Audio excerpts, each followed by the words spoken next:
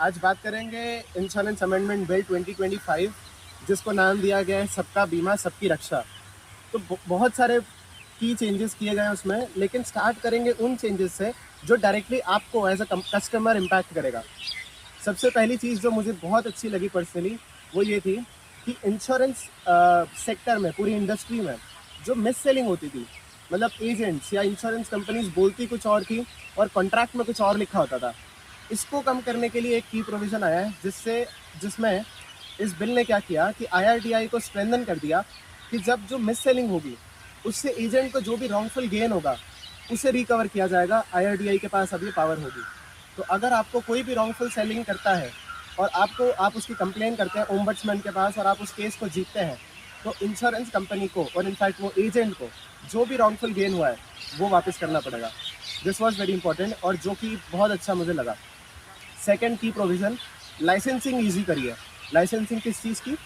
अगर आपको loss assessor बनना है, सर्वेयर बनना है, तो इन सब चीज़ों के लिए जो भी लाइसेंस लगता था IRDAI के थ्रू, अब इन सबको बहुत ईजी कर दिया गया है। तो इससे क्या होगा, ज़्यादा से ज़्यादा लोग इंश्योरेंस इंडस्ट्री में एंटर करेंगे, बिकॉज पेनिट्रेशन कम है। पेनिट्रेशन को बढ़ाने के लिए हमें डिस्ट्रीब्यूटर्स भी तो चाहिए, लॉस असेसर्स भी चाहिए, सर्वेयर्स भी चाहिए। इन सब की लाइसेंसिंग बड़ी टफ होती थी, अब उसे भी ईजी किया गया है। तो एक बहुत अच्छा प्रोविज़न है अगेन। उसके बाद LIC को जो है वो और पावर्स दी गई है। पहले क्या होता था, LIC जैसे हमें पता है गवर्नमेंट ओन्ड कंपनी है, हर एक छोटी मोटी चीज़ के लिए LIC को परमिशन लेनी पड़ती थी सेंट्रल गवर्नमेंट से और इनफैक्ट पार्लियामेंट से। ऑफिस सेटअप करना है कहीं पर, फॉरेन में ऑफिस खोलना है, इन सब चीज़ों के लिए और छोटे मोटे रेगुलेशंस के लिए भी LIC को परमिशन की ज़रूरत लगती थी, जिस चीज़ को अब डिसेंट्रलाइज कर दिया गया है। LIC के पास खुद के पावर्स होंगे जिससे कि वो ये सारा काम अब कर पाएंगे।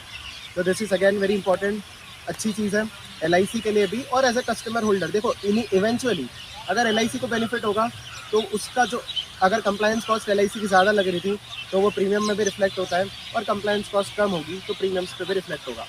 उसके बाद एक बहुत इंपॉर्टेंट प्रोविज़न जो अब आ रहा है 4th नंबर पर, बिकॉज इसके पहले के काफ़ी प्रोविजंस मुझे ज़्यादा इंपॉर्टेंट लगे as a customer point of view.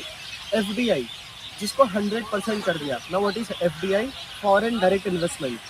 पहले क्या होता था, इंश्योरेंस कंपनीज को जो फॉरेन की इंश्योरेंस कंपनीज है उनको इंडिया में आना पहले तो अलाउड नहीं था initially.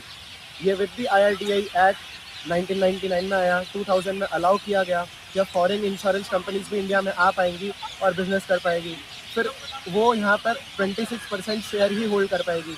This was one of the provision earlier कि उनको बाहर की जो फॉरेन की इंश्योरेंस कंपनीज है वो इंडिया की किसी कंपनीज में केवल 26% स्टेक होल्ड कर सकती है। फिर इसे बढ़ा के 49% किया, फिर 74% किया, एंड अब फाइनली इसे 100% कर दिया गया।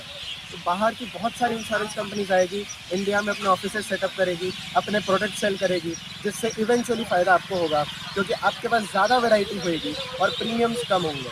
क्योंकि जब मार्केट में कॉम्पिटिशन बढ़ेगा, सप्लाई बढ़ेगा, तो इवेंचुअली फ़ायदा होता है कस्टमर का। आपके पास बहुत सारे प्रोडक्ट्स होंगे, इनोवेटिव प्रोडक्ट्स होंगे। इंडियन कंपनीज़ को भी इनोवेट करना पड़ेगा क्योंकि अब उन्हें कॉम्पीट करना है फॉरेन इंडिविजुअल्स के साथ, फॉरेन कंपनीज़ के साथ। As an individual, as a customer, आपके लिए इम्पैक्ट इसका पॉजिटिव साइड पर ही है। इसके अलावा भी बहुत सारे चेंजेस आए हैं, जैसे री इंश्योरेंस कंपनीज के नेट ओन्ड एसेट्स की लिमिट थी पहले 5000। नाउ व्हाट इज री इंश्योरेंस, आप पूछेंगे। इंश्योरेंस कंपनी का भी जो इंश्योरेंस होता है दैट इज री इंश्योरेंस। मतलब आप सोचेंगे कि इंश्योरेंस कंपनी को भी इंश्योरेंस की ज़रूरत है, बिल्कुल है। मतलब कैटास्ट्रॉफिक लॉसेस, मतलब फ्लड आ रही है, सूखा पड़ रहा है, भूकंप आ रहा है, इन सब केसेस में इतने बड़े नुकसान होते हैं कि इंश्योरेंस कंपनी भी नहीं संभाल पाती है। तो इस केस में उन्हें प्रोटेक्शन की ज़रूरत पड़ती है, वो जाते री इंश्योरेंस के पास। इसकी भी बहुत ज़रूरत है री इंश्योरेंस की, राइट? तो उनको एक री इंश्योरेंस कंपनी को पहले 5000 करोड़ के नेट ओन्ड असेट्स रखने पड़ते थे, जिसको कम करके अब 1000 कर दिया गया। तो ऐसे और भी बहुत सारे की प्रोविजंस हैं, बट एज अ कस्टमर मुझे जो इंपॉर्टेंट लगे वो आपके साथ शेयर करें। और भी कुछ डाउट्स होंगे, आप किसी पर्टिकुलर टॉपिक पर अगर वीडियो चाहेंगे तो मुझे बताइएगा, मैं बिल्कुल बनाऊंगा। Thank you very much.